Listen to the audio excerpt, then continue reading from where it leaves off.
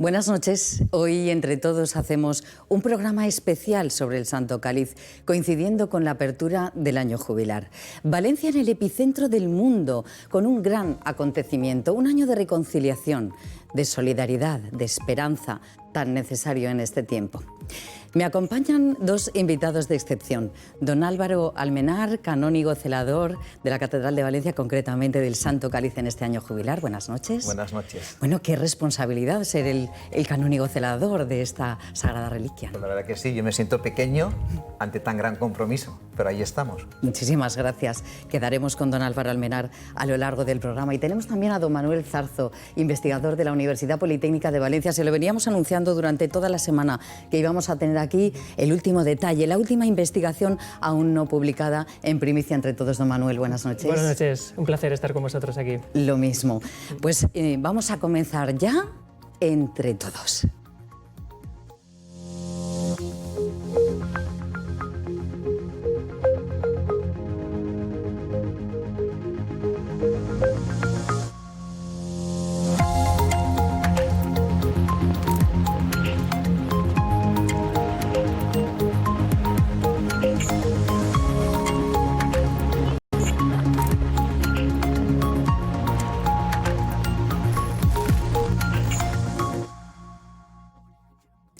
Está demostrada su autenticidad como la copa que pudo estar perfectamente en manos de Jesús en la última cena, sustentando a lo largo de los siglos con importantes evidencias desde las citas de San Mateo, San Marcos y San Lucas hasta los documentos hallados a lo largo de los siglos.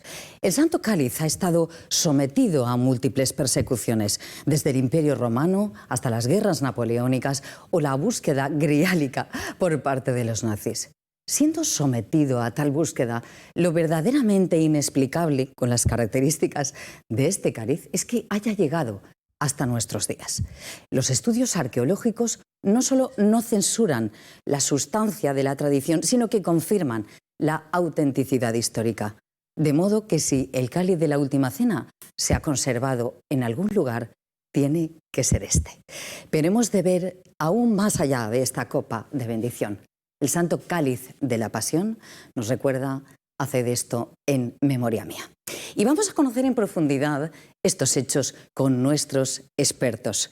Don Jaime Sancho es responsable diocesano de Bienes Culturales, es rector de la Basílica de la Virgen de los Desamparados, diplomado también en Arqueología y, si me permiten decirlo, toda una institución. Don Jaime, buenas noches. Buenas noches. Tenemos también con nosotros al presidente del Centro Español de Sindonología, un reputado centro de estudios que se dedica a la divulgación de las investigaciones científicas, como por ejemplo de las reliquias de la Sábana Santa y del sudario de Oviedo. Jorge Manuel Rodríguez, buenas noches. Buenas noches, encantado de estar aquí. Igualmente.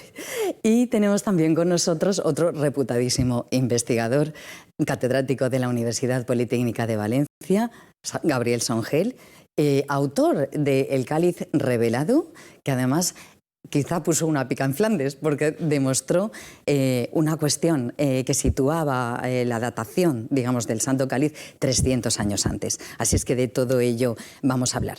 Me gustaría preguntarle, don Jaime, ¿cómo es posible que a lo largo de tantos siglos, como decíamos, se haya conservado, pero por qué somos más conscientes, quizá en esta época, de cómo llegamos a, no sé si probar la autenticidad, pero de alguna manera acercarnos mucho a lo que es la historia de la tradición de la Copa del Santo Cáliz? ¿Por qué ahora? Es un verdadero milagro su conservación, porque en sí mismo no tiene un valor, diríamos, de oro o plata.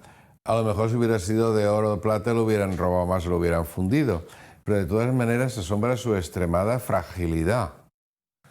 De hecho, de parecidos solamente se conservan trocitos, pedacitos, pero ninguno completo como este.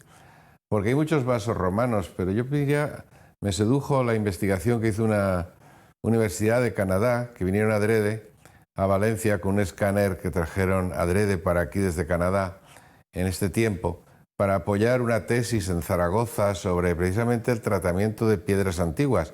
Y buscaron el Cáliz de Valencia como referencia de algo datado, diría, muy importante.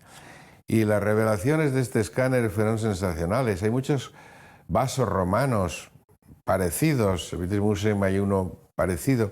Pero el trabajo de los vasos romanos es un torno, está hecho con torno, son más gruesos, y esto está tallado. El microescáner desveló unas imperfecciones en los planos interiores y exteriores que le hacen único en esa técnica, pero que es precisamente la más preciada siglo I antes de Cristo o en aquel momento. Y tenemos hoy en día unas técnicas, antes el acercamiento eran solamente las fuentes literarias, Claro. no había comparación con otros vasos de otros lugares, hasta ahí llegaba el asunto. Pero modernamente, sobre todo a partir de la investigación del profesor Beltrán en 1960, tenemos investigaciones, pero lo que en este último quinquenio, yo recuerdo, yo estuve muy implicado en el jubileo del año 15. Sí, claro, ha sido usted celador Ahora también ya durante más de 20 años. No soy celador, pero en fin, seguimos relacionados. Sí. En estos 5 años que he podido seguir, he notado un gran despliegue de investigaciones.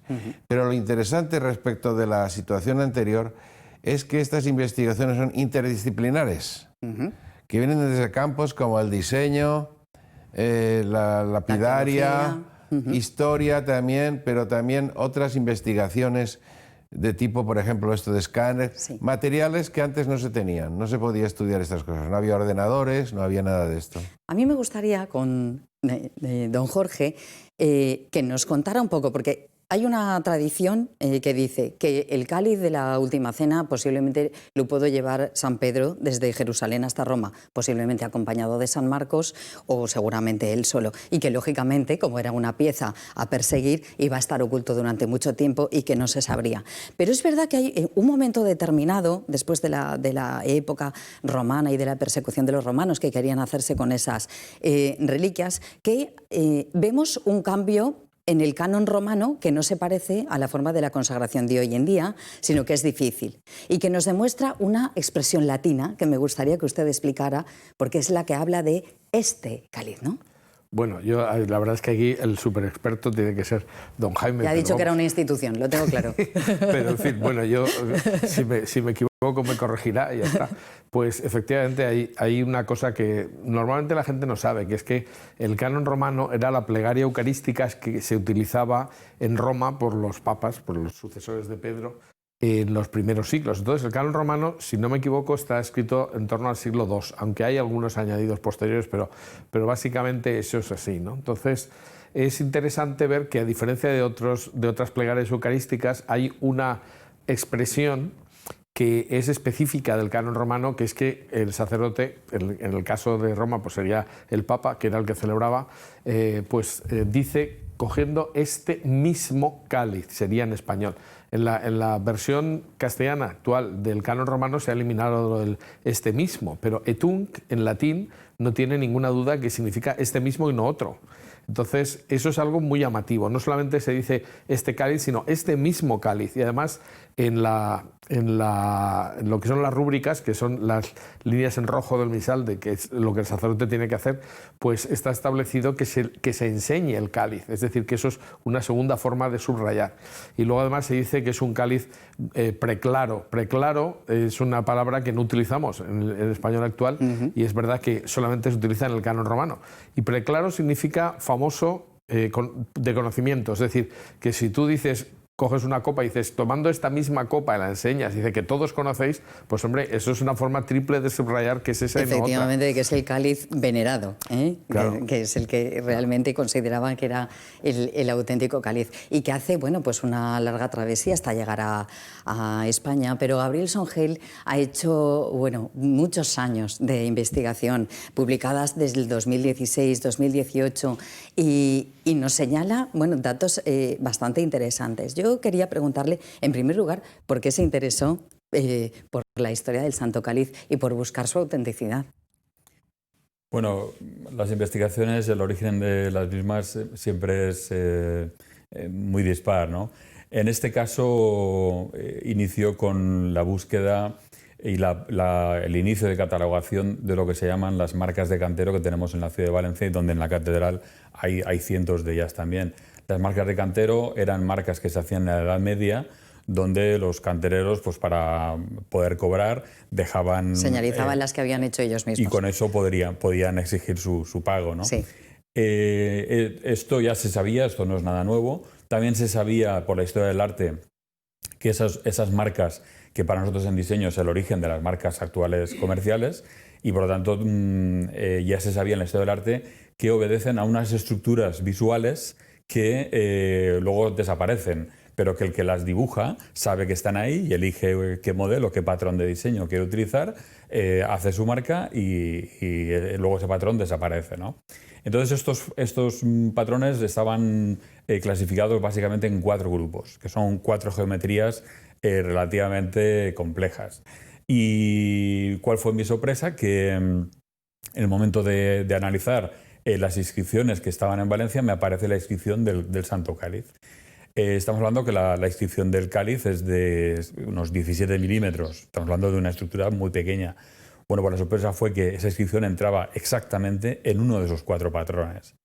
Por tanto, la hipótesis... Ahora nos cuenta la investigación, pero es verdad que de todo lo que hemos conocido a lo largo de los siglos, hay una investigación que es absolutamente rotunda. En los años 60, en 1960, cuando el arzobispo Marcelino Laechea decide encargarle al profesor Antonio Beltrán que realice una investigación arqueológica, que según tengo entendido, se negó 3 veces, porque no estaba nada convencido de querer hacer ese estudio, ¿no? Y que fue el único que realmente consiguió tener las 3 piezas de esta copa sagrada en sus manos. La investigación arqueológica, usted que también es diplomado en arqueología, don Jaime, dio a luz algunas cosas. De alguna manera empezó a acercar la autenticidad del Santo Cáliz. ¿No es así? Es que cualquiera que ve el Santo Cáliz de primera visión dice, ese no puede ser el cáliz de la pasión de Jesús, de la última cena. Una cosa con una apariencia medieval, con todas esas joyas. No, eso es una cosa moderna relativamente. No da la impresión de que eso, el cáliz tal como está completo, pueda ser. Entonces la separación radical que hizo el profesor Beltrán de la copa, de las añadiduras después, de la base también, que es transparente, aunque parezca mentira, y el análisis de las piezas de orfebrería, hizo que nos fijáramos exclusivamente en la taza de arriba, en la copa, que es la que él demuestra que es del siglo anterior a Cristo, o incluso muy pero ya de qué tiempo de Cristo ya no se fabricaban. Entonces eso... Es decir, que esa copa judía, esa copa de bendición que utilizó Jesucristo, estaba, por supuesto, en esa sala, en ese cenáculo donde él celebró la última cena con los... Es anterior a Jesucristo. Sí, claro, porque las familias judías conservaban y conservan todavía la copa de bendición como una pieza principal de la casa. Todos tienen una copa de bendición. Luego, en aquella época, tenían que ser de piedra. Luego ya en tiempo de Jesús se permitieron de cristal, con lo cual se dejó hacer estas piedras más costosas. Después ya se permitió el oro, la plata, los metales. Pero en tiempo de Jesús era impensable una copa de bendición que no fuera al menos de vidrio. Y una copa tan trabajada como esta solo podía estar en casa de unas personas muy importantes, porque en Jerusalén nos han enseñado vasos de piedra utilizados por los judíos, pero que son un simple trozo de ágata o de jaspe o de mármol con un agujero hecho con troquel, una cosa tosquísima que la gente pobre que gastaba cosas así, o de vidrio, pero esto solamente podía estar en casa de personas de gran calidad. Don Jorge, ustedes desde el Centro de Sintonología, que como decíamos antes estudian la Sábana Santa o el sudario de Oviedo, ¿por qué decidieron dar este giro y entrar también un poco en el estudio del Santo Cáliz? Bueno, es que en realidad nuestro objetivo es el estudio del Jesús histórico, es decir, lo que es la historicidad de Jesús. Y desde un punto de vista, dijéramos, laico, las reliquias son documentos que nos hablan de los personajes. O sea, esto es como si encontráramos una carta de Napoleón y dijera, bueno, es que a mí me interesa Napoleón, pero sus cartas me dan igual. Hombre, es absurdo, ¿no? Es decir, porque la carta te puede dar mucha información. Entonces, el estudio de las reliquias, que no se había hecho nunca, o casi nunca se ha hecho de forma científica, pues también se pueden estudiar como cualquier otro objeto, como cualquier otro documento. Claro. Entonces, nos planteamos el por qué no hacer eso. que además no hay ningún problema, porque hoy día ya la gente, es decir, parece que hay una creencia de que todas las reliquias son falsas, y es al revés, ¿no? Es decir, lo que estamos viendo es que la tradición tiene mucho más fuste y tiene mucha más seguridad de lo que parece, ¿no? Es decir, que incluso las leyendas lo que dan es información que muchas veces ha sido un poquito deformada, pero en el fondo siempre hay una realidad que es auténtica, ¿no? Entonces, pues todo eso es un campo muy amplio que se puede estudiar y además es apasionante, porque esto es hacer de Indiana Jones, la verdad. Sí, bueno, esto es más que Indiana Jones, porque como bien decía, es verdad que en la época medieval pues había un interés sumo, ¿no?, en conservar las reliquias, se producían muchísimas peregrinaciones. Es después cuando esto se va olvidando de alguna manera y afortunadamente permite incluso conservar mejor las reliquias porque permite ocultarlas.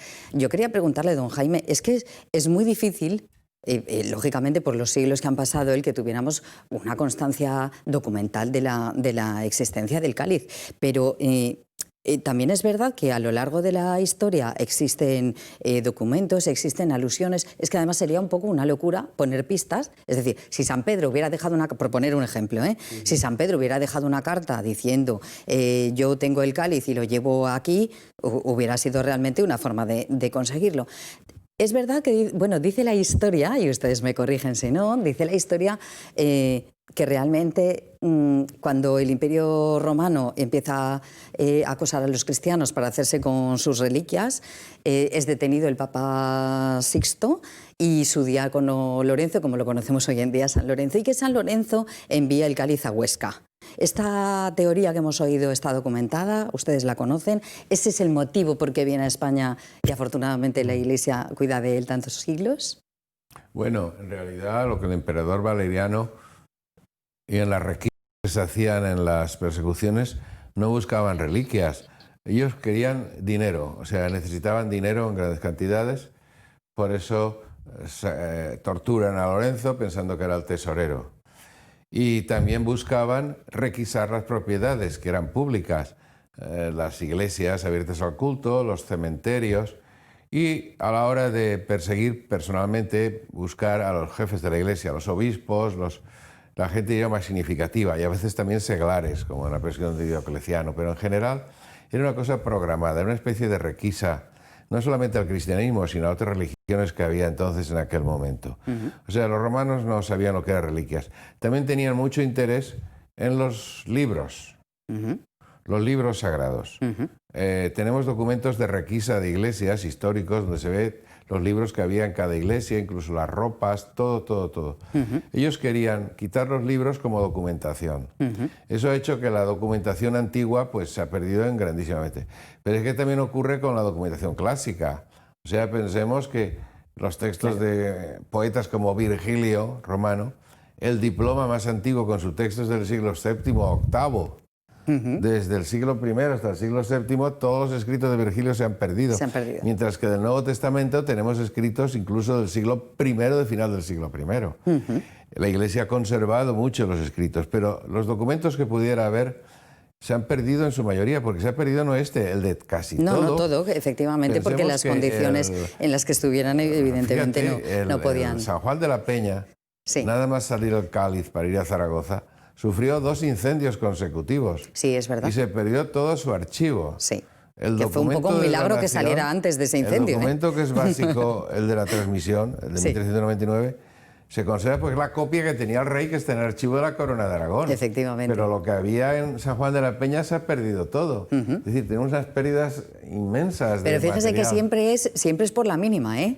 O sea, sale el cáliz y se incendia. Veremos que ocurrirá lo mismo más tarde con el profesor Ballester Olmos, porque pasó algo parecido en la Guerra Civil en Valencia. Lo que pasa es siempre por la mínima. Ahora, Songel, el profesor Songel, documentación encontrado, veremos, una cosa muy sugestiva, una documentación mucho más anterior al Precisamente diploma, iba a darle paso al profesor Songel para que tenga la amabilidad de explicarnos aquí para todos los espectadores de Entre Todos pues cómo ha sido ese hallazgo y que intente hacerlo nuestro. Muy bien. ¿Podemos ver las imágenes? Sí, por favor, adelante. Perfecto.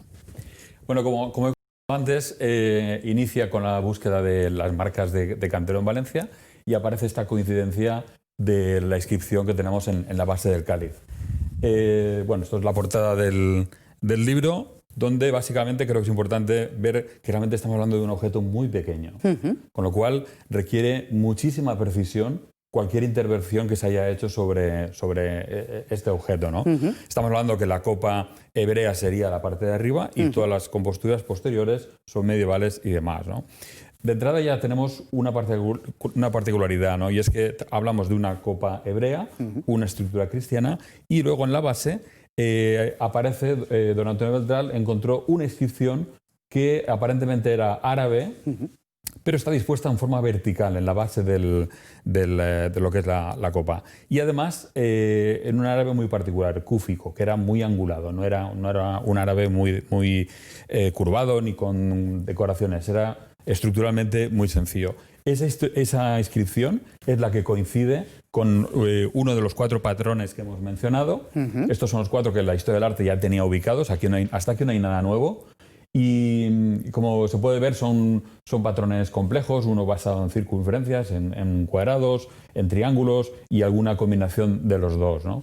De forma que una vez comprobado que la inscripción entraba en esta retícula, esto es como se cumplen los patrones en las marcas que podemos ver en la ciudad de Valencia, especialmente en la parte más antigua de la catedral, la puerta románica, pues es donde podemos apreciar esto y como se puede ver son patrones muy complejos que luego pasan totalmente desapercibidos, pero bueno, en el Puente del Mar en Valencia tenemos más de 100 marcas y pasamos todos los días paseando por ahí y pasa desapercibido. No prestamos atención a la historia. Exactamente. Esta es un poco la finalidad de investigación, ¿no? Dar a conocer cosas que la gente igual conoce, que la historia del arte conocía, pero que no están relacionadas entre ellas, ¿no? Entonces, esta fue un poco la finalidad. Una vez comprobado que el patrón se cumplía en lo que era la inscripción, la hipótesis era, ¿podría haber sido utilizado para haber compuesto otro tipo de objetos? ¿Podrían haber utilizado alguno de estos patrones para componer el cáliz? Pues bueno, esta fue una de las primeras consecuencias, ¿no? Y aparte es realmente sorprendente ver cómo complementan esas imágenes, ¿no? Estos son más ejemplos que nos permiten comprobar que efectivamente había un conocimiento ya profundo. Este es el momento en el que se cruza es impresionante, el dibujo de la proporción del cáliz con este patrón, en este caso utilizando los círculos.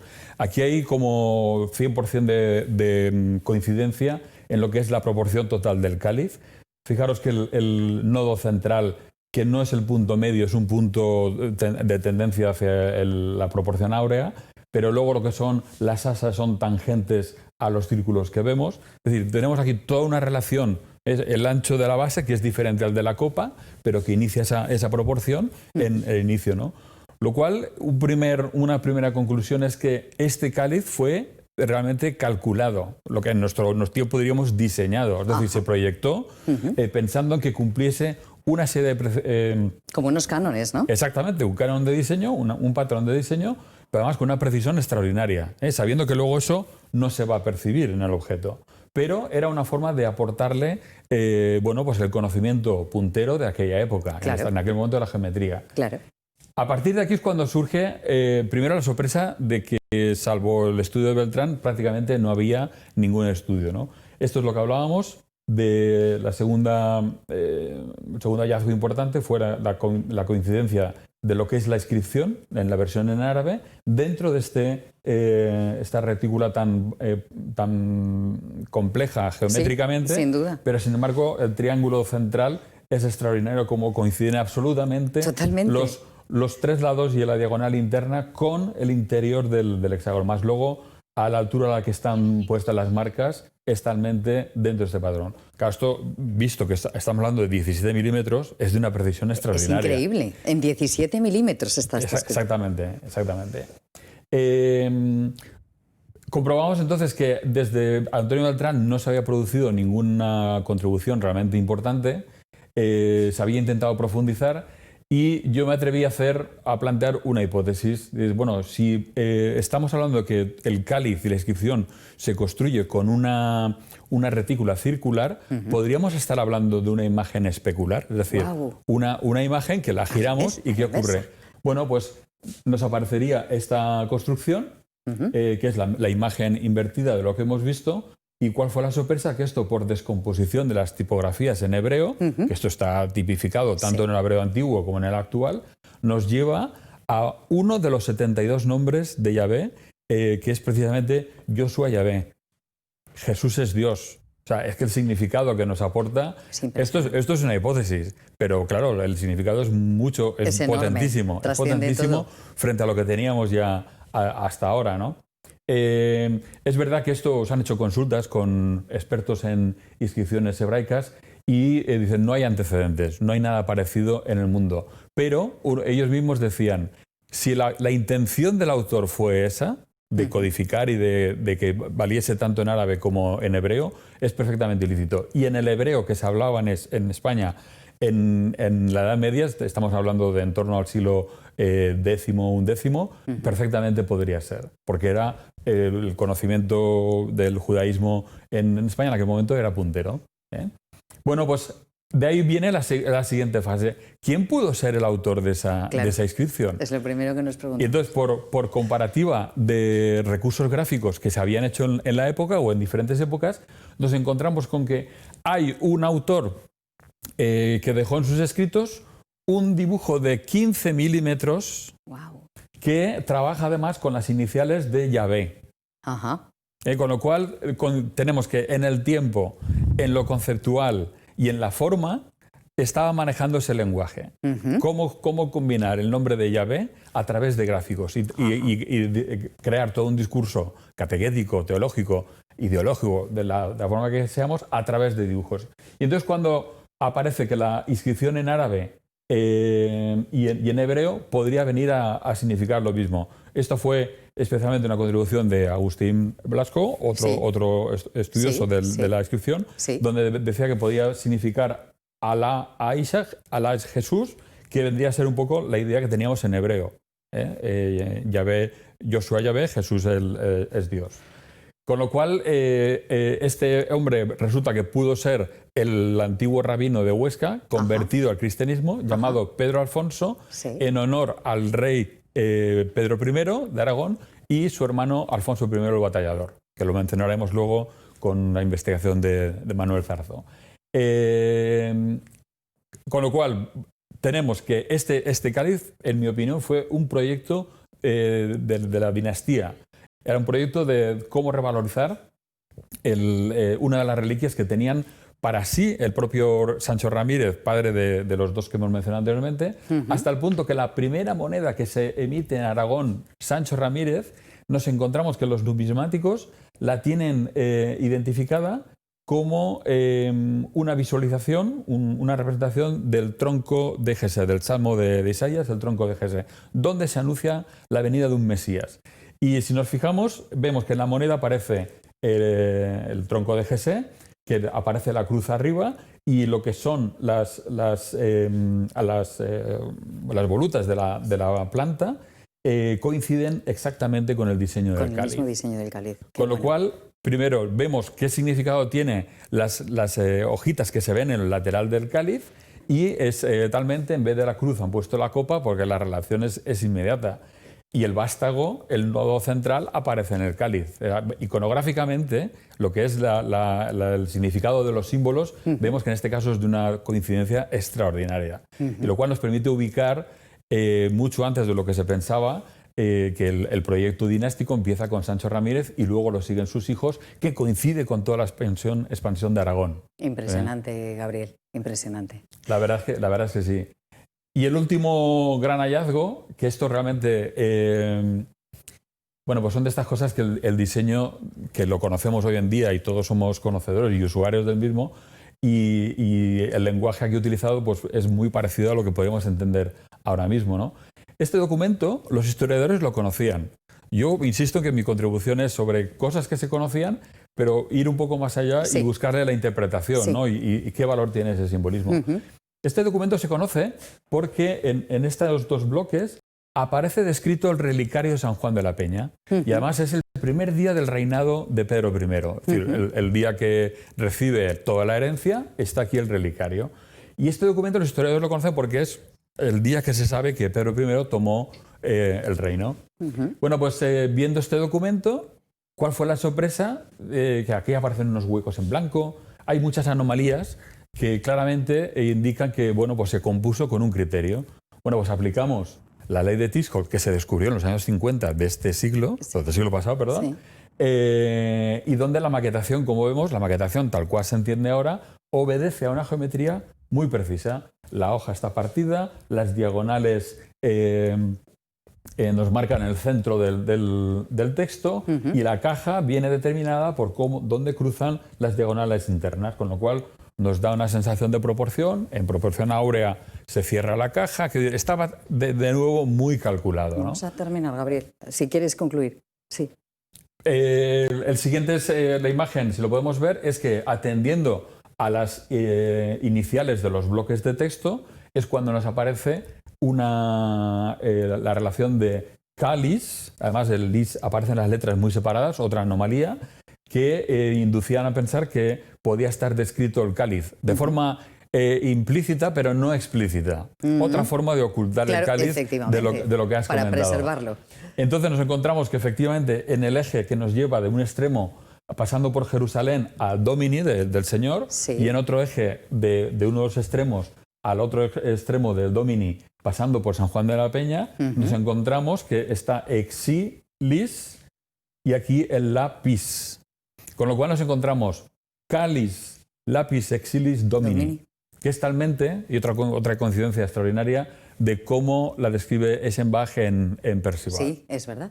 Es verdad. Es Lo que hablábamos cáliz. antes de las leyendas aplicadas a la realidad, ¿eh? La Entonces, leyenda de es Parsifal. Es una sorpresa ver que efectivamente ya se conocía el cáliz de esta forma, estamos hablando del siglo XI, y con esta expresión, un cáliz de piedra preciosa del Señor. 300 años antes de lo que teníamos datado. Gabriel, Así es. muchísimas gracias. A vosotros. Don encantado. Jaime, ¿qué le parece esta gran investigación? Pues es lo que estoy diciendo, que hace 100 años y 50 años no hubiera sido posible esta investigación. Es ahora con las técnicas modernas, también con diseño de ordenador, con todas estas cosas que permiten llegar a esto. Una anticipación en la documentación mucho más grande. Ya no estamos hablando de 1399, final del siglo XIV, sino que estamos hablando ya de siglos mucho más anteriores, del siglo XI, siglo X. Con lo cual, además, luego se define el lapis exilis, que es una definición, que es una piedra especial, que es la que nombra también las historias germánicas. Y es realmente apasionante esto, como es descubriendo cosas en este momento actual. Todo ello nos lleva a una línea que es lo que siempre hemos dicho. El cáliz de Valencia es una reliquia verosímil. Es una reliquia no solamente posible, sino que tiene todas las características de su momento, de aquel momento. Pero encima, si tuviéramos 20 copas iguales Eso es. de ese momento, podríamos decir, no, solo hay una. Porque ya en su tiempo era una pieza rara, no era una cosa que se encontraba en un mercado. Tenemos una idea equivocada de la última cena, muchas veces en la catequesis o en la predicación, que dice que Jesús era muy sencillo y que se sentó con los apóstoles y cogía ahí un vaso cualquiera de arcilla, de madera, en absoluto. y ahí que tiene aquello. absoluto. No, pero aclarémonos. Sí, pero es verdad, tienes razón, Esa don Jaime, versión. esa es la idea que todos tenemos. Yo hablando del cáliz, esto en la capilla, Sí. ha habido gente que me ha dicho, no es esa la imagen que yo tengo de Jesús. Digo, pero es la que traen los evangelios. Claro. Jesús quiso para su despedida un marco, como dice Juan Pablo II, decoroso, hermoso, bello, Eso digno. es. Me quería que yo fuera una fiesta, algo memorable. Eso es. Y donde encaja perfectamente nuestro cáliz, con esta perfección. Otra cosa también importante actualmente es que siempre se ha menospreciado el diseño de la copa, o sea, Sí. como si fuera un estorbo, como si hubiera que Eso quitarlo es. de ahí. Sí. Como Mientras si no que tuviera ahora este sentido, estudio de como un- diseño nos han dado un valor que el diseño de la copa es Eso es. teológico también. Vamos Tiene a un hablar de mensaje eso también teológico. con nuestro siguiente invitado, don Gabriel Songel. Queremos agradecerle muchísimo que haya expresado aquí toda su investigación, que nos ha acercado un poco más a conocer el Santo Cáliz. Vamos a ver ahora, nos hemos acercado al archivo de la Catedral de Valencia, donde nos hemos encontrado con su canónigo archivero, Vicente Pons, y vamos a conocer un poco lo que él nos ha explicado, lo que nos ha enseñado acerca de los documentos que quedan en el archivo de la Catedral de Valencia. Santos cálices que se conservan y que se creen atribuidos a el que utilizó nuestro Señor Jesucristo, pues el que más documentación, más base documental tiene, sin duda, es el que se conserva en la Catedral de Valencia. Por eso tiene sentido la celebración de estos años jubilares. Más allá del ámbito religioso, también de que la creencia de que es el Santo Cáliz de la Cena no es una creencia no documentada, sino todo lo contrario, muy documentada. Yo les he hablado de los documentos escritos, pero evidentemente hay una iconografía anterior al siglo XIV en ermitas, donde aparece ya, incluso en algún relieve de algún capitel, aparece ya la copa, el vaso, representado como el que vemos en el Santo Cáliz en la parte superior. La reliquia del Santo Cáliz tiene una valoración religiosa, espiritual para nosotros. Hay que tener en cuenta que también es una pieza a nivel de patrimonio excepcional. Para nosotros es el cáliz del Señor, es el recuerdo del amor del Señor inmenso, que Cristo nos ama más, nos ama a todos y nos ama siempre, sin condiciones. Pero para las personas en general que no tienen, diríamos, una religiosidad cristiana, pues es una pieza que algunos la han definido como una pieza ecuménica, porque el cáliz, la copa de arriba, es el cáliz en el que celebró el Señor, según la tradición y según la documentación. La base, algunos han querido ver ahora últimamente una inscripción hebrea, pero el trabajo del profesor Beltrán, que es hoy en día el más serio, el más completo, a pesar de que es de los años 60, se refiere a esta inscripción como una inscripción de origen árabe, que nos remite al siglo X y a Córdoba. Por tanto, tenemos una pieza hebrea, con un sentido cristiano pleno, que además lleva en la base otra pieza árabe, islámica. Y esto realmente creo yo que da sentido a quienes hablan del Santo Cáliz también como una pieza, diríamos, ecuménica. Yo creo que está muy de acuerdo con algunas partes de lo que ha sido la última encíclica del Papa Francisco, Fratelli Tutti, donde nos habla de la necesidad de estar siempre unidos los que creemos en Dios, de no olvidar nuestras raíces judías, el cáliz, el llevar a la plenitud los valores judíos que para nosotros lo supone Cristo, nuestro Señor, en Él creemos y en Él confiamos, y sobre todo también que el pueblo islámico pues está llamado también a creer en Dios, y quien cree en Dios evidentemente pues no es terrorista ni hace daño a nadie, ¿sí? Y esa es una realidad que en la encíclica se ve muy marcada, y que la propia frase inicial que da nombre a la misma, Fratelli Tutti, hermanos todos, se refiere también a esa necesidad de ver lo que nos une y no lo que nos separa. Don Vicente Pons, canónigo archivero de la Catedral de Valencia, otra institución también, un gran sabio que nos ha acercado un poco más a los documentos y a la realidad del Santo Cáliz. Aludía precisamente don Vicente Pons a algo en lo que ha trabajado muy a fondo Manuel Zarzo. Como les hemos estado diciendo esta semana, tenemos aquí a el investigador de la Universidad Politécnica de Valencia, precisamente para darnos a conocer ese último estudio. Y estamos deseando conocer, Manuel, qué es lo que nos vas a contar, qué es esa ultimísima hora, por decirlo de alguna manera, en torno a la historia del Santo Cáliz. Buenas noches. Buenas noches. Pues sí, la verdad es que voy a contar un poco quizá de dónde vino toda la idea. Y la cuestión es que pues hace unos pocos años cayó en mis manos una edición facsímil de un códice antiguo del siglo XV, de primeros del siglo XV, y es el Apocalipsis figurado de los Digos de Saboya, que está pues muy bien ilustrado. Y entonces resulta que en una de las hojas, en concreto pues me llamó bastante la atención, ¿no? Y ahora las voy a mostrar porque, aunque los dibujos, pues, en fin, son todos bastante parecidos, pues en concreto este me llamó la atención. No sé si la pantalla puede hacer un zoom, pero... Lo tienen en pantalla, sí. Lo que yo aquí vi es que estos dibujos, estos rombos, realmente corresponden exactamente a los dibujos que están representados en el fuste del Santo Cáliz, ¿no? Es decir, si os fijáis, estos rombos coinciden exactamente en lo que tendríamos aquí.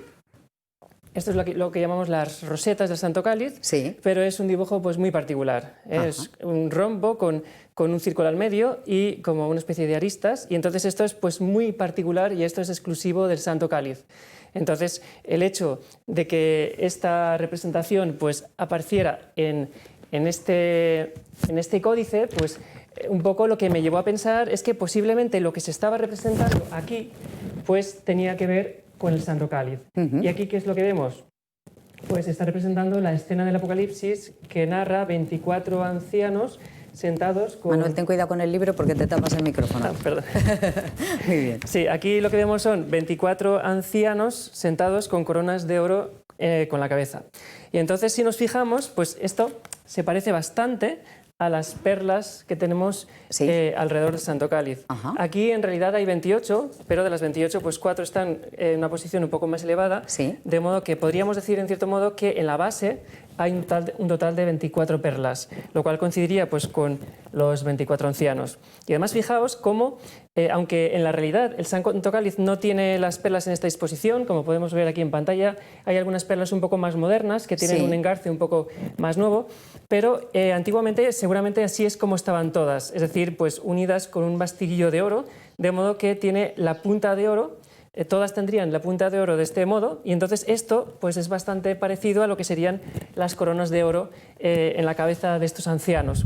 Entonces vemos si te lo facilita, pero tenemos la opción, si quieres, de hacer lo mismo que Gabriel y explicárnoslo aquí, pero como mejor si te sientes a gusto ahí, seguimos ahí. Bueno, bien, yo creo que bien.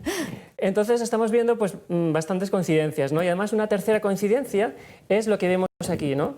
Tenemos como las perlas están montadas sobre esta decoración, sobre esta montura de oro de aspecto bastante gótico que está finamente labrada, y si nos fijamos ahora, lo que veríamos en este dibujo es que más o menos este banco corrido donde se sientan los ancianos pues también es bastante parecido. Sí. Entonces esto nos llevaría a pensar que el Santo Cáliz, pues la decoración de perlas no es simplemente estético.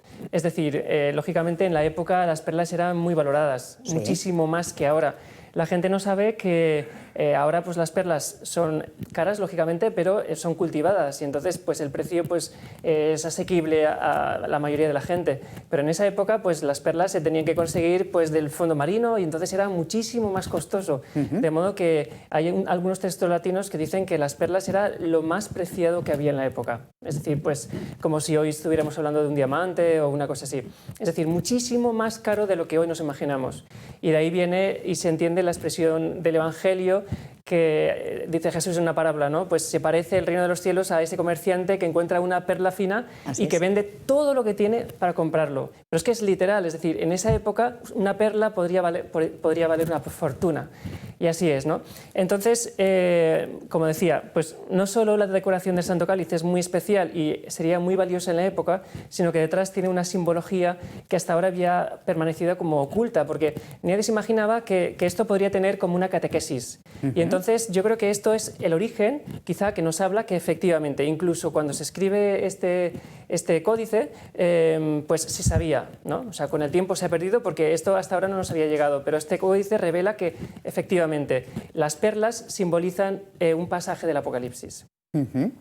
Y bueno, no hay más. O sea, yo creo que incluso la referencia que tiene al Apocalipsis es más de lo que pensamos, porque de hecho aquí también en la decoración que hay aquí tenemos como unas ruedas que tienen un aspecto de... bueno, hay cuatro ruedas, ¿no? Y resulta que eso podría representar posiblemente lo que se llaman los tetramorfos, que es una representación que se describe en el Apocalipsis y que es muy típica del arte, pero es que justo en esa época de los siglos XI y XII, pues los tetramorfos se representaban precisamente en esa forma de rueda. Ajá. Y entonces, aunque aparentemente pues, no nos demos cuenta, pero sería otra representación vinculada con el Apocalipsis que tenemos aquí en el Santo Cáliz. Y esto la verdad es que es una contribución que publiqué hace unos años y hasta ahora pues nadie se había percatado. Y lo más curioso de todo es que estos 4 tetramorfos se mencionan en la Biblia, realmente serían como unas figuras angélicas que son como las que sujetan el carro trono de Dios. Es decir, es muy simbólico porque es como decir, como 4 seres angélicos que sujetan algo que es divino, o sea, que en la Biblia se menciona como el mismo trono de Dios. Es decir, qué mejor que hacer referencia a que la copa que están sujetando esos 4 tetramorfos sería pues, la copa divina. Es decir, otra simbología que alude a que precisamente se tenía la convicción de que la copa realmente era algo muy sagrado. Y entonces, el descubrimiento también relacionado con las perlas que he realizado y con el Apocalipsis también, pues finalmente es un poco relacionarlo con la hipótesis del profesor Songel, ¿no?, en relación a la inscripción. Pues bien, la inscripción Jesús Dios llamó mucho la atención cuando se publicó por primera vez este estudio porque, claro, o sea, la idea posiblemente es decir, si esta inscripción se refleja a modo especular en la copa, pues tiene mucho sentido, es decir, la copa de Jesús, el Hijo de Dios. Pero yo creo que se puede llegar incluso un poco más allá.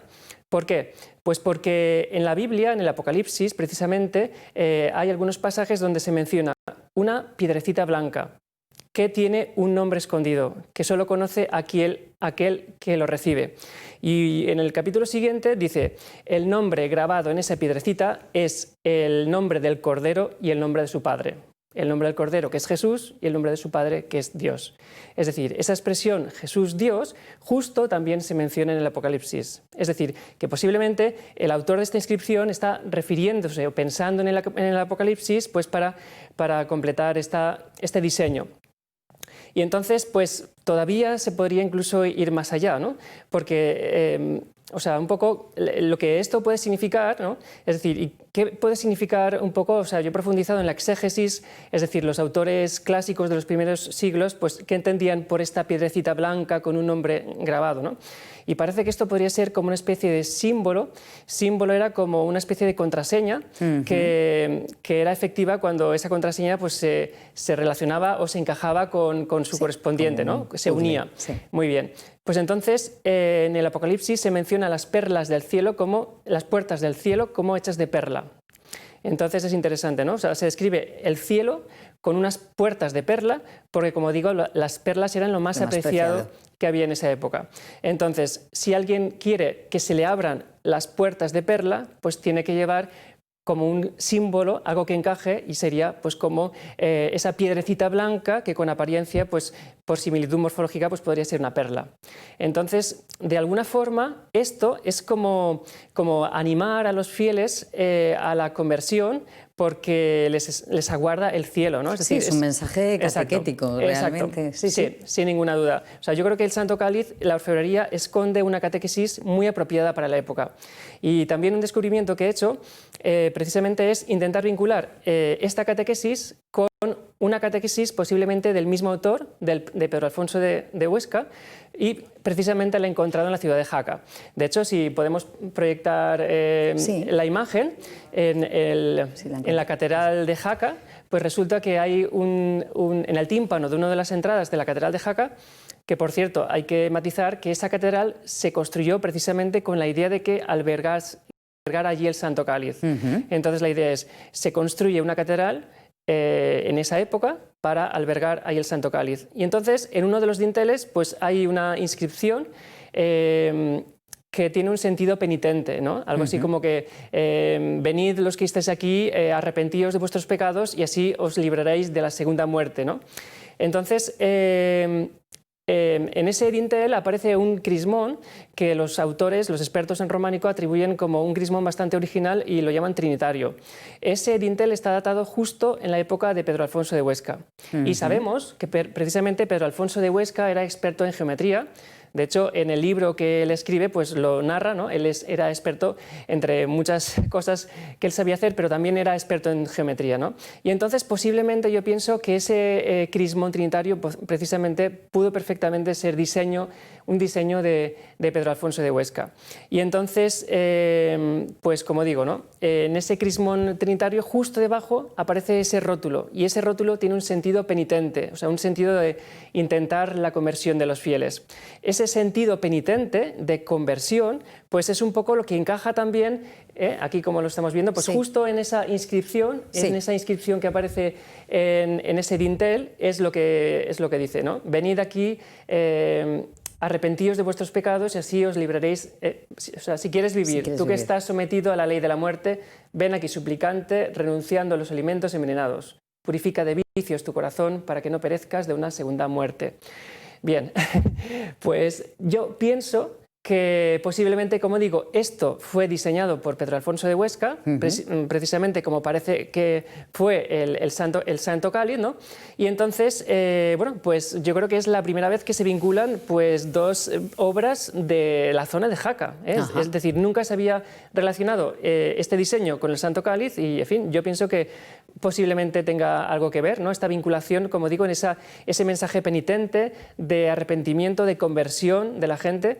Tenemos que recordar que estaban viviendo en una época complicada de la Reconquista y entonces, pues en esa época las reliquias jugaron un papel muy importante, ¿no? Esperanzador, como esperanza, teológico exacto, y ¿no? Como muy evangelizador. Y por supuesto.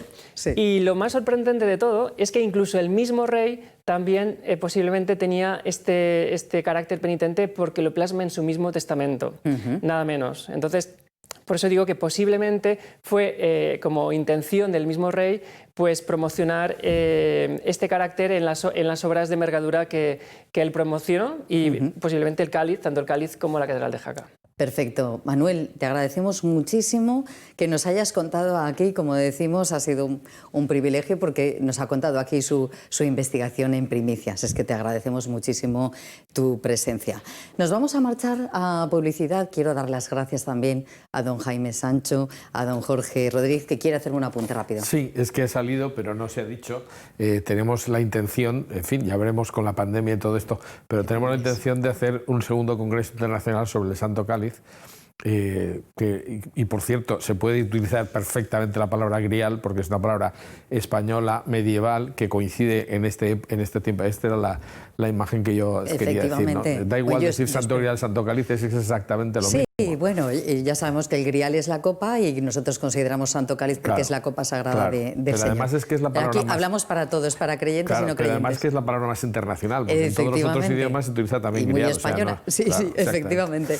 Pues, don Jorge, bueno, muchísimas pues ya veremos gracias. si se puede hacer, que suponemos que sí, Seguro. y si no se hará por Zoom Hay o que algo hacerlo así. igual. Y espero que además vengan a contarnos los resultados de ese Congreso Internacional. Muchísimas gracias a los tres por su presencia, don Jaime. Como siempre, perdóneme, no es sin hacer de menos a nadie, pero es que yo estoy, vamos, para mí don Jaime es una institución. Bueno, muchas gracias por su presencia aquí también. Nos vamos a marchar a publicidad y vienen nuevos invitados. Estaremos con el profesor José Francisco Ballester Olmos, estaremos con el canónigo celador del Santo Cáliz, Álvaro Almenar, y con una persona también muy querida para nosotros, porque se ha implicado muchísimo desde la Generalitat Espina Domènech, responsable de la Ruta del Grial en Turisme y Comunidad Valenciana. Una pausa y volvemos.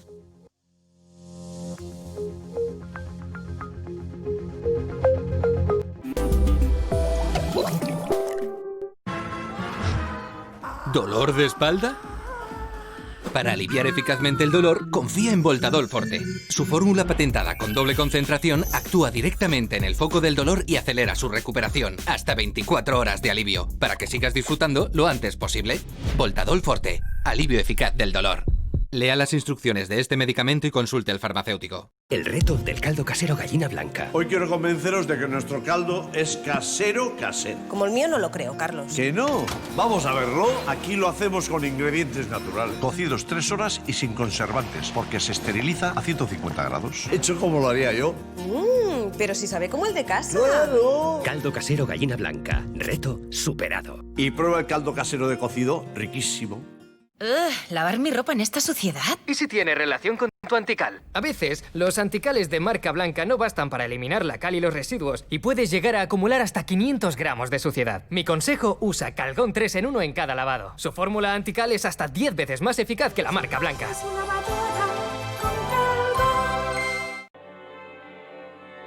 El señor Damián no puede ganar en ninguna de las categorías de los premios Top Creation 2020. Porque tiene 77 años. Y porque vive en Logroño. Pero tú sí.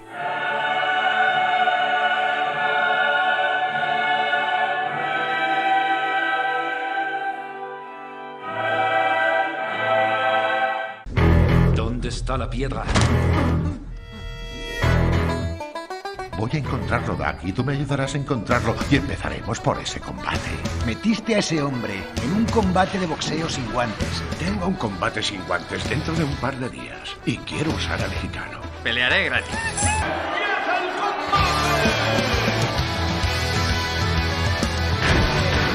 Quiero que caiga en el cuarto asalto.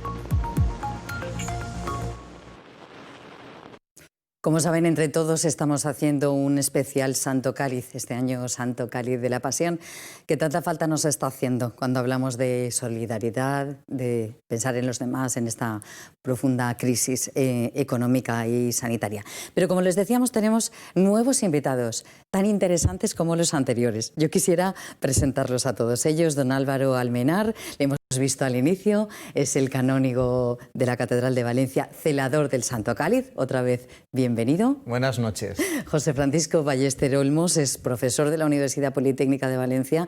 Don José Francisco tiene numerosísimos premios. Yo he intentado contarlos, pero si habláramos del currículum sería totalmente imposible. Es miembro de la Real Academia Valenciana y además también caballero jurado de la Orden del Santo Sepulcro, como también don Álvaro Almenar. Y tenemos con nosotros a Fina Domènech, es responsable de la Gruta del Grial en Turisme y Comunidad Valenciana, dependiente de la Generalitat Valenciana. Fina, buenas noches. Buenas noches. Es un placer tenerles a todos aquí. Álvaro, cuéntanos un poco qué es lo que está previsto en esta apertura de año jubilar que tú has vivido tan intensamente, porque eres por primera vez celador del Santo Cáliz. ¿Qué es un poco lo que has percibido de esta apertura del año jubilar? Pues yo creo que es un tiempo precioso para la esperanza. Como tú decías antes, estamos en un tiempo pues, de pandemia, un poco de gente con miedo, con sustos, con preocupaciones, y es normal, ¿no? Pero al mal tiempo, buena cara. Así que este año jubilar nos tiene que invitar a la esperanza, al optimismo, como hemos repetido tantas veces, a estar apasionados en este cáliz de la pasión. Y por eso es una invitación a poder vivirlo todo con...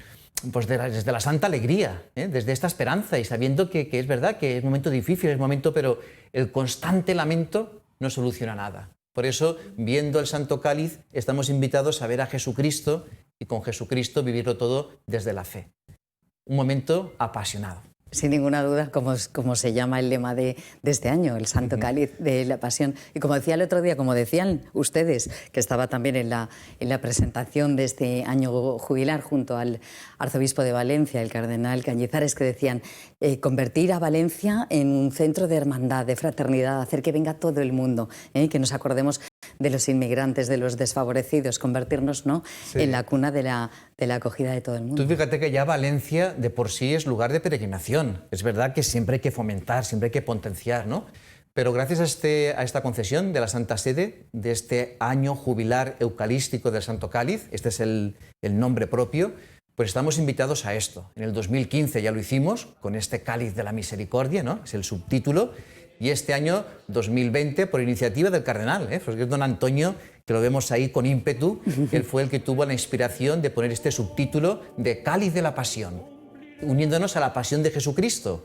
y luego también uniéndonos a todo lo pasional, ¿no? Yo espero que en esta noche todos los amigos de Entre Todos queden apasionados, ¿no? Ahí eso esperamos, efectivamente, en todos los sentidos. Si podemos ayudar a los que pasan la pasión del sufrimiento y a los que se van a apasionar con la vida, que tenemos que buscar esa esperanza. Don José Francisco, una de las cuestiones que nos ha quedado pendientes, que comentábamos en la primera parte del programa, es que de todos los avatares que ha tenido el Santo Cáliz, hay una parte muy importante en España y concretamente en Valencia, en el tiempo de la Guerra Civil. Usted investigó precisamente esos hechos y los publicó, y me gustaría que nos contara cómo fue ese relato. ¿Cómo es posible que una copa de ágata tan frágil pudiera ser oculta, pudiera ser trasladada? Y luego veremos todos esos lugares por los que atravesó la copa, los veremos también con Fina Domenech. Don José, ¿puede contarnos esa historia que a mí siempre me ha parecido apasionante? Sí, y es que la clave en el Santo Cáliz reside en dos aspectos. Uno, el cultural, que es de un ámbito multidisciplinar y en el cual se pueden acoger creyentes y no creyentes. Es un elemento vinculador de la cultura griálica en toda Europa y en España, y es un elemento esencial para comprender determinados aspectos de la historia del Reino de Aragón y del Reino de Valencia. Sí. Pero por otra parte, para el católico, el Santo Cáliz no se queda en sí mismo. El Santo Cáliz es el icono de la Eucaristía, con lo cual el aspecto es sublime, es impresionante desde el punto de vista del mensaje que tiene esa reliquia. Y por eso hay gente que se jugaría la vida por esa copa. Y hubo gente que se la jugó. Cáliz de la Pasión. Pues en 1936 hubo gente que pasó una auténtica pasión y que murió por ese Santo Cáliz. El Santo Cáliz fue perseguido y quería ser obtenido para varios fines. En unos casos para fines religiosos, fue buscado por los judíos.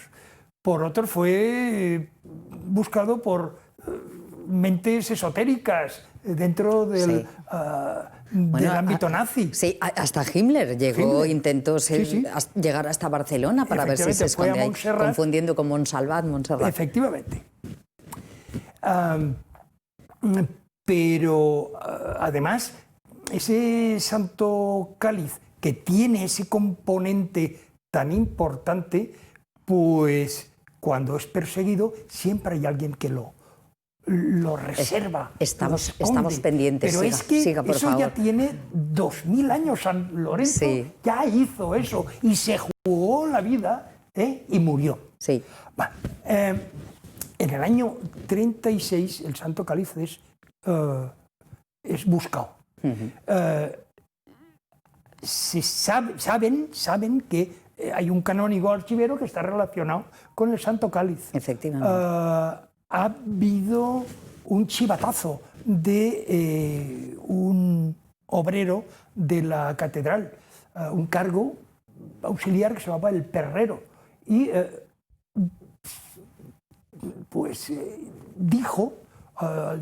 reveló algunos secretos respecto de quién tenía el Santo Cáliz y dónde, y fueron a buscar al canónigo Elías Olmos. Bueno, pues Elías Olmos se hizo cargo del Santo Cáliz y lo escondió. Lo escondió en casa de una familia muy católica que vivía en la calle Avellanas. Pues se escondió en la calle Avellanas número 3. Sí. Después se escondió en casa de un hermano de esa señora que guardaba el Santo Cáliz. Después volvió a la calle Avellanas. Finalmente, ante la presión que estaban causando los milicianos de la FAI, se trasladó a una casa de la familia que estaba en un pueblo, Carlet, y allí permaneció hasta final de la guerra. Bueno, pues un hermano de esa familia fue detenido y fue asesinado en esa contienda. Es decir, que tenemos héroes anónimos. Santo Cáliz de la Pasión. Muchísimas gracias. Yo quería preguntarle a Fina, que precisamente se ocupa de buscar los lugares claves por donde ha estado el Santo Cáliz o el Grial, como ustedes le llaman, si de alguna manera se va a hacer ese reconocimiento en la calle Avellanas, porque es una calle que todos conocemos, que todos transitamos prácticamente a diario si nos movemos por el centro. Y Fina, cuéntanos. Sí, Turismo Comunidad Valenciana ha pedido al Ayuntamiento de Valencia, que es al que le corresponde, que pongan una placa en la puerta de Avellanas 13. De Avellanas 3, ha dicho. Porque claro, ahora pasas y si no sabes la historia, allí no hay nada para que la gente sepa lo que pasó. Y la verdad es que sería un reconocimiento a esta gente que puso toda su pasión en preservar la copa para que llegara hasta nuestros días. Y luego también este año, que es el año jubilar de la pasión, como decís, pasión también se necesita para viajar. Y en turismo hemos reconocido esto y llevamos ya 5 años trabajando con la Ruta del Grial, que se llama Ruta del Grial y no Ruta del Santo Cáliz por una cuestión pura de marketing y pura también de que cuando empezamos a desarrollar la ruta, a apoyarla, el nombre del Santo Cáliz como marca ya estaba registrado, entonces no pudimos registrarlo. Y luego también tenemos que tener en cuenta que nosotros promocionamos este producto turístico en las ferias internacionales, que está muy interesado el mercado chino, el mercado británico, el alemán y el polaco. Entonces, el Grial es mucho más conocido que el Santo Cáliz. El Santo Cáliz tiene más tradición aquí en la Comunidad Valenciana, que lo tenemos como nuestro y lo queremos mucho, pero para reconocerlo internacionalmente tenemos que decir el Grial. Sí, como decíamos antes, sí, realmente las leyendas medievales situaban el Santo Grial pensando, bueno, pues que tenía unos efectos beneficiosos, que daba la eternidad y demás, y al final, bueno, quizá detrás de todo esto está el propio mensaje de la vida eterna, ¿no?, de Jesucristo, don Álvaro. Bueno, al final el Santo Cáliz nos hace referencia a la Eucaristía, y en la Eucaristía está el cuerpo y la sangre del Señor, ¿no? Quien bebe de este cáliz tendrá la vida eterna, ¿no? Porque la Eucaristía es lo que nos alimenta. Por eso nosotros cuando contemplamos el Santo Cáliz, es verdad que vemos una copa preciosa, una joya arqueológica, pero por encima de esto está la Eucaristía, ¿no?, que es el alimento que nos salva, es el alimento que nos da fuerza, es la unión con el mismo Cristo. Por eso, si precioso es el vaso, más precioso es lo que contiene, ¿no? Si pudiéramos celebrar la Eucaristía ahí, pues lo precioso sería la sangre de Cristo. Que, por cierto, 2 papas han visitado Valencia y los 2 han sido bastante remisos a utilizar el Santo Cáliz, ¿no? Sí, San Juan Pablo II y Benedicto XVI. Ten en cuenta que cuando los papas hacen estos viajes apostólicos, estas visitas, donde van, enseguida quieren ofrecer todo lo que tienen, ¿no? Claro. Y a veces pues hay cosas que a lo mejor no son tan ciertas. Pero en cuanto vinieron los Santos Padres, en el 82, Juan Pablo II, y en el 2006, Benedicto XVI, se les comentó esta historia avalada y quisieron celebrar con el Santo Cáliz, ¿no? Aparte hemos dicho que el Santo Cáliz es una copa que nunca se ha gastado como cáliz, sino que siempre ha sido un lugar... Un objeto sagrado. Como exacto, como un vaso sagrado, como venerado, ¿no? Sí. Y eso da la importancia que siempre ha tenido dentro del relicario de la Catedral de Valencia en la Corona de Aragón, ¿no? De ser auténtico. Por cierto, hay una anécdota que seguro que el profesor Ballester Olmos a lo mejor también nos puede ayudar, ustedes dos, porque parece ser que hubo un momento en que un canónigo de la catedral, trasladando el Santo Cáliz, pues tuvo un resbalón, se cayó y bueno, y de ahí vemos esos pequeños detalles, que está rotita el vaso, ¿no? Yo no sé qué pegamento le pondrían, pero está bien apegado. Eso, por eso decía, por la historia que usted comentaba. Sí. Celebrando, se le cayó la copa al suelo y se partió en dos.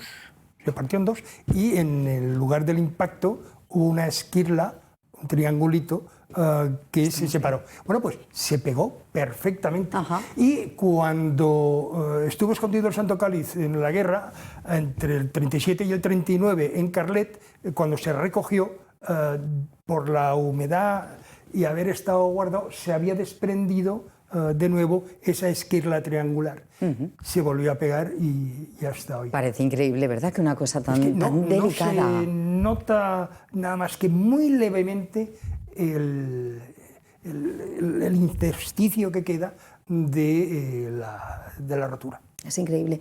Bueno, usted pertenece, como decíamos antes, a la Orden del Santo Sepulcro, pertenece también a la Orden de Malta, es decir, es un hombre muy, muy pegado a las hermandades y a las cofradías, bueno, que rodean, pues, por ejemplo, de San Vicente Ferrer. De alguna manera, en una sociedad un poco desacralizada, son ustedes los que están manteniendo vivas las tradiciones históricas y religiosas de la Comunidad Valenciana. ¿Cómo es su implicación en este Año Santo jubilar? Pues a las órdenes del cardenal arzobispo de Valencia, como tenemos que estar todos los católicos unidos y a la espera de las recomendaciones y estar siempre de la mano de nuestro padre y pastor, el cardenal Cañizares. Pina, nos has dicho en alguna ocasión que el turismo religioso mueve más de 300 millones de personas al año. Me imagino que esta simbiosis de la que estamos hablando, en definitiva, para creyentes no creyentes, turismo religioso, turismo cultural, eso tiene un impacto importantísimo en la zona donde se crea, en el Producto Interior Bruto, donde genera pues, una industria horizontal, ¿no? Que está efectivamente en la parte confesional, que cada uno la vive, seguro que cada uno aquí de una manera diferente, pero está también esa parte de turismo cultural vinculado al turismo religioso que es muy interesante. Entonces, ¿qué estáis haciendo vosotros para avanzar en esa señalización de la Ruta del Grial o Ruta del Santo Cáliz? ¿Cómo vais avanzando? ¿Qué es lo que estáis haciendo? Que afortunadamente hay muy buena sintonía con la Iglesia en Valencia, con don Álvaro, que es el que lleva fundamentalmente todas las conversaciones. Sí, hay muy buena sintonía y además es muy fácil llevarla porque son estupendos, sí. son maravillosos. Pero hablando ya de la ruta, pues lo que estamos haciendo, estamos creando hitos culturales alrededor de la ruta. Y luego te voy a dar una primicia. ¿Vale? ¡Wow! ¡Qué bien! La voy a dar en este programa. Este programa hoy está de primicias, gracias. Sí. Pues mira, ahora para el año jubilar estamos preparando una exposición de Gabriel Songel con todo lo que nos ha explicado en el programa y vamos a iniciar esta exposición en la misma catedral, ¿vale? Va a estar expuesta en la catedral, aún no tenemos la fecha y después de que la catedral ya no disponga de ella, va a empezar por los pueblos que conforman la ruta. Lo más seguro es que el primer municipio al que vaya va a ser Sagunto y luego va a estar en los demás, para volver cuando termine, que será al año o año y medio, otra vez a Valencia y cerrarla. Luego también tenemos los hitos culturales que te estaba diciendo que hemos creado a lo largo de la ruta, que son unos murales de acero corten que miden 21 metros cuadrados. ¡Caramba! Y los ha hecho un escultor de reconocido nombre, es reconocido internacionalmente, que se llama Antonio Peris Carbonell. Claro. Tiene mucha obra religiosa. En la catedral hay muchísima obra suya, que un gran mentor suyo y que le reconoció es don Jaime Sancho, que ha estado aquí en el programa, y también tiene obra expuesta en el Vaticano. Entonces, esto yo me enteré de este autor, fui a hablar con él para ver cómo podíamos colaborar y entonces él se le ocurrió este proyecto. Este proyecto eran las figuras, él vio la importancia de este proyecto porque es un gran proyecto. Y mira, ahí tenemos el Camino de Santiago. Si lo comparamos con el Camino de Santiago, podemos ver dónde podemos llegar. Y entonces él decidió hacer algo grande, por eso el tamaño de las figuras. Hay dos inauguradas, está la de Massamagrell y la de Barracas, y para este año hay dos más.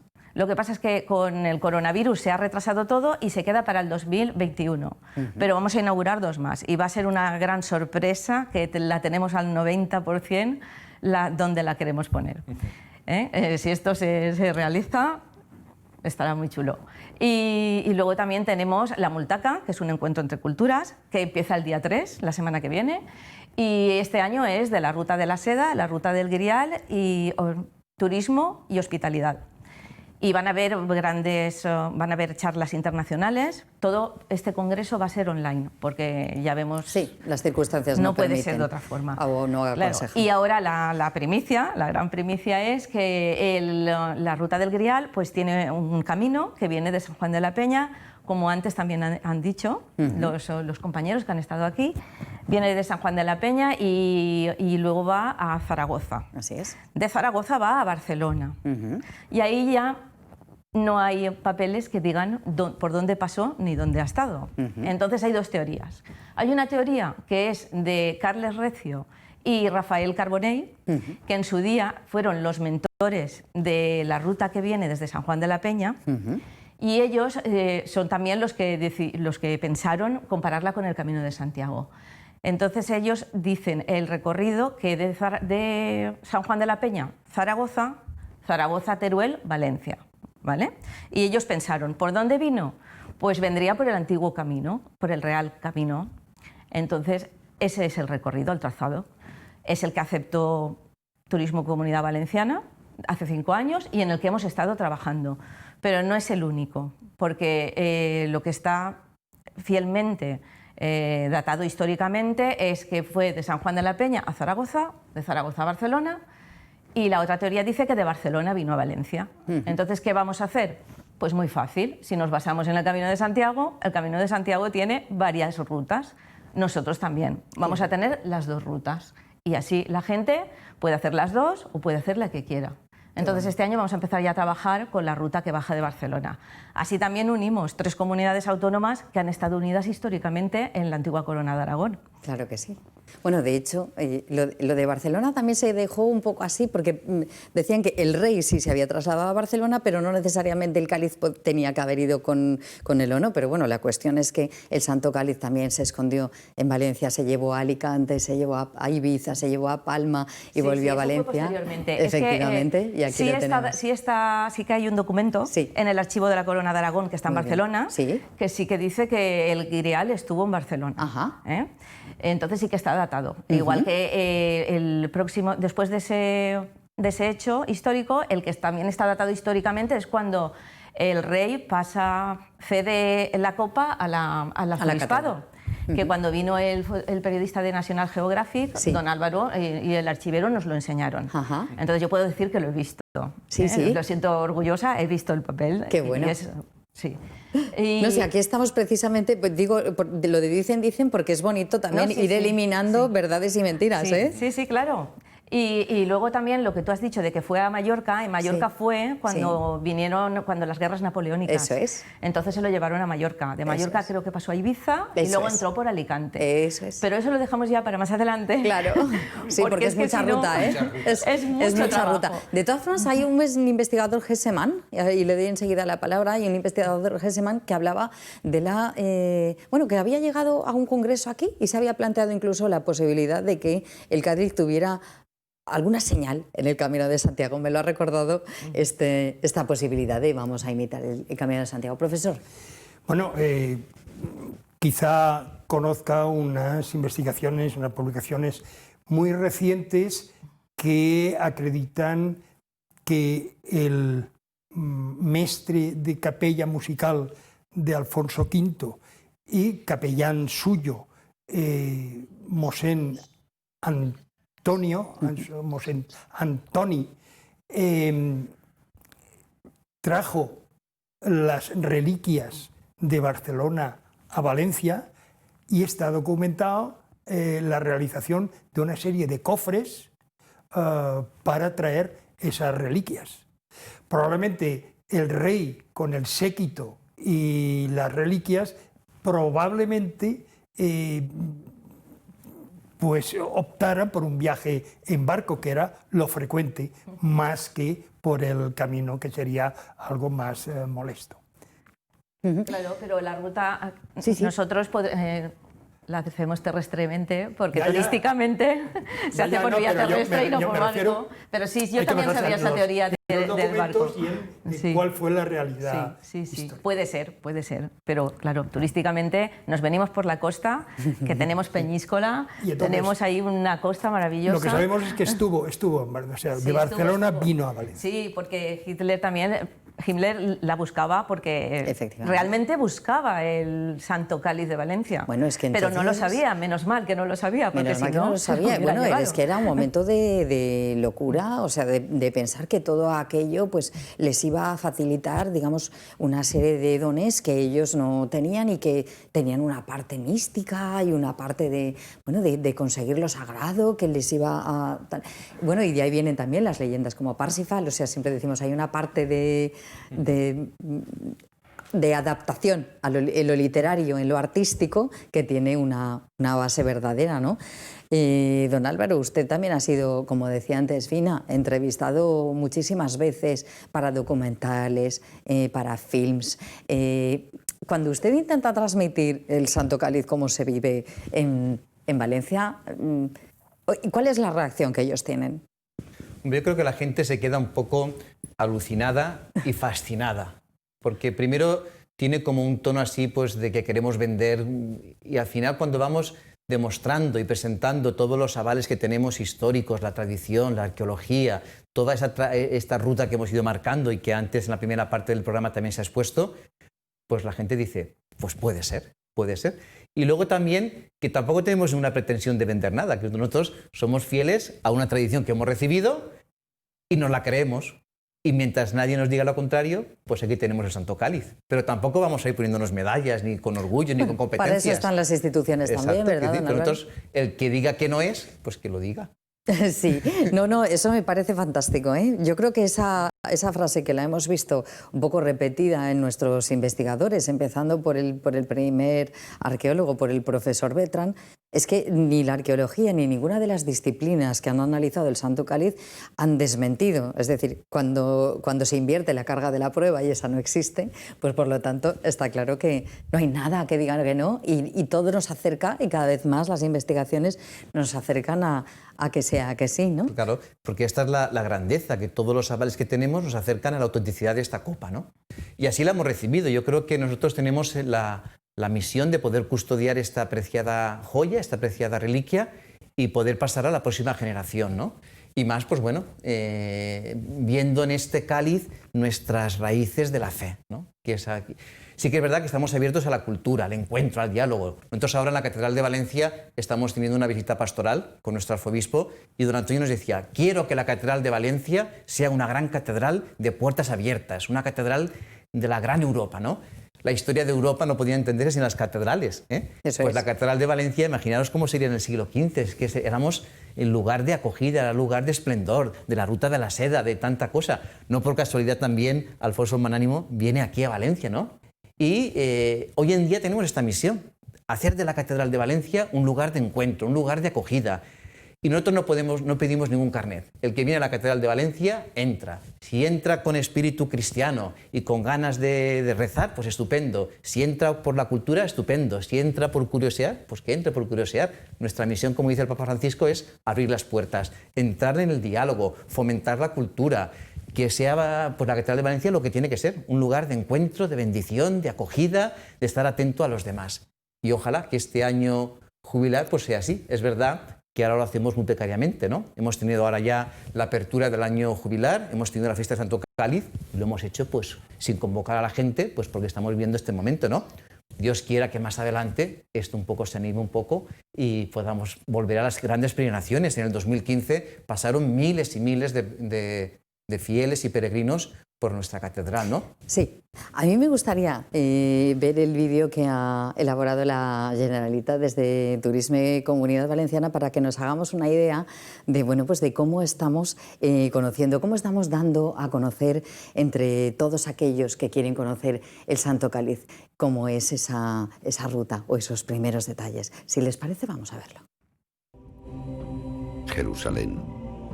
Principio del mito y de la historia del Santo Cáliz de la Última Cena, el Grial. Los primeros cristianos lo protegieron y fueron perseguidos por el emperador Valeriano. Muchos lo pagaron con sus vidas. El Grial fue salvado por el diácono del Papa Sixto II, San Lorenzo, quien lo envió a Aragón, su tierra natal, a través de un legionario español, en un peligroso viaje lleno de intrigas y peligros.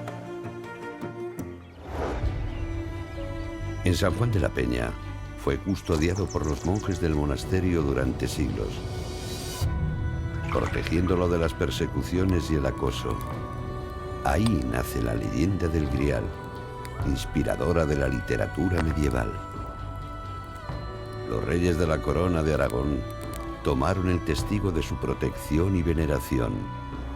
Bajo el reinado de Alfonso V el Magnánimo, el Grial llegó a Valencia. Desde el año 1437 es custodiado en la catedral. La tradición rememora el viaje de la reliquia desde Aragón a Valencia, atravesando un territorio plagado de historia y leyendas. Un atractivo conjunto de pueblos y comarcas que discurre entre ríos y parques naturales para desembocar en el mar. Pues me gustaría, para finalizar, que me dijeran qué representa para ustedes el Santo Cáliz, don Álvaro. Pues el Santo Cáliz, como comentábamos antes, nos refiere a Jesucristo, ¿no? Yo, antes comentabas tu cariño hacia Jaime, ¿no? Pues para mí también Jaime es como un padre que ya de seminarista lo conocía, y esto que voy a decir yo no es mío, es de él, ¿no? Pero viendo el Santo Cáliz, estamos viendo lo mismo que vio Jesús. No tienes que ir a Jerusalén, no tienes que ir a Tierra Santa. Es un privilegio, contemplando esta copa, poder decir lo mismo que ven mis ojos, lo vio Jesucristo. Y esto nos tiene que llevar, pues, a una vida cristiana auténtica. Es muy hermoso, don Álvaro. Fina. Pues para mí representa la unión de las distintas religiones, porque, como hemos dicho, la copa que es judía, la árabe y la cristiana, porque la copa en cada parte representa una de estas tres culturas. Totalmente, una copa ecuménica. Y la ruta también tiene cosas de las tres culturas. Claro. Porque tenemos Sagunto, que tiene un barrio judío, tenemos los baños romanos de Torres Torres, y luego tenemos la Catedral de Valencia, aparte de muchas más que recorren el recorrido. Para mí el Santo Cáliz es como un libro abierto que nos enseña unas páginas en las cuales late lo más profundo del espíritu cristiano y de la naturaleza del cristiano, y por otra nos llama al conocimiento de la cultura valenciana, la cultura de nuestro pueblo, que se acrisola en elementos como es el Santo Cáliz. Pues muchísimas gracias a los tres, ha sido un placer compartir este tiempo de programa con ustedes, también con nuestros anteriores invitados. Esperamos que de alguna manera hayan podido conocer un poco más profundamente el sentido del Santo Cáliz, su simbología, su realidad. Pensemos que a través de la descripción que hemos conocido a lo largo de todo este programa, hemos conocido los detalles, hemos conocido las investigaciones que nos acercan a su autenticidad, pero me quedo también con el mensaje de don Álvaro. Por encima de lo material, por encima del objeto, está esa cosmovisión también religiosa que nos recuerda esas palabras de Jesucristo en la última cena: haced esto en memoria mía. Les deseamos que tengan un gran año jubilar, que ojalá que esta crisis sanitaria nos permita que no haya tantos problemas para venir a visitarlo. Y a todos ustedes les deseamos, como todas las semanas, por favor, cuídense mucho y buen fin de semana.